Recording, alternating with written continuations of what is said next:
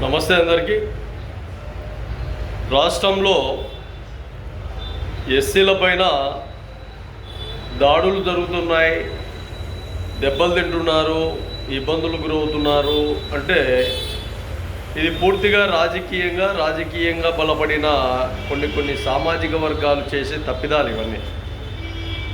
బాగా గుర్తుపెట్టుకోండి, ఏ సామాజిక వర్గంలోనైనా వ్యక్తి అహంకారపూరితమైన వాతావరణంలో పెరిగి ఆ అహంకారంగా ఎప్పుడైతే ఆ పిల్లలకు వాళ్ళు నూరి పోస్తారో ఆ చెట్టు వృక్షంలా అలాగనే పెరుగుతారు. వాళ్ళు చదువుకుంటున్నప్పుడు కూడా విద్యాబుద్ధులు నేర్చుకుంటున్న మీ కుల విధానాలు, మీ ఆలోచన విధానాలు పిల్లలకు కూడా మీరు తీర్చిదిద్దుతున్నారంటే మీకంత పనికిమాల నా కొడుకులు ఇంకా వేరే వ్యక్తులు లేరుగా ఉండరు.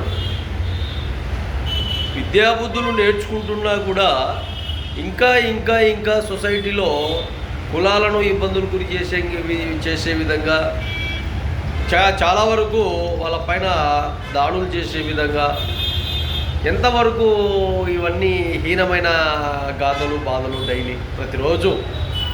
ప్రకాశం జిల్లాలో జరిగిన 3-4 రోజుల క్రితం జరిగిన ఒక దాడిలో మహిళలు ఇబ్బందులు గురయ్యారు. అలా విధంగా ఒక వ్యక్తికి చేయి విరిగిందని అంటున్నారు. అదేవిధంగా మందకృష్ణ గారు అక్కడికి వెళ్ళారు, ఇంకా వేరే వ్యక్తులు అక్కడ వెళ్ళి పర్యటించారు.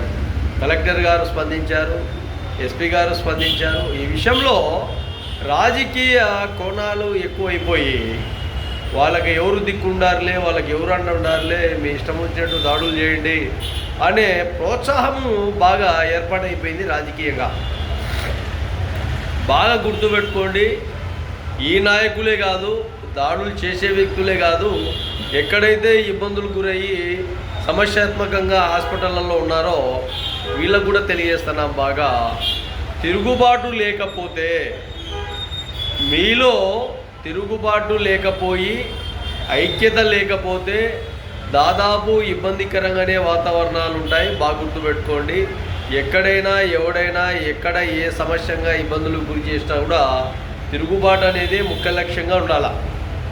తిరుగుబాటు చేయలేకపోతే ఎవడు కూడా ఈ రాష్ట్రంలో ఈ పేద సామాజిక వర్గాలు ఇబ్బందులు గురయ్యే ప్రమాదంలో ఉంది. కాబట్టి తిరుగుబాటు చేసే ప్రయత్నాలతో, తిరుగుబాటు చేసే విధానాలతో మీ దగ్గర కూడా కత్తులు, కడారులు, బాంబులు, బట్టలు అన్నీ పెట్టుకొని రెడీగా ఉండి తిరుగుబాటు చేసే ప్రయత్నాలు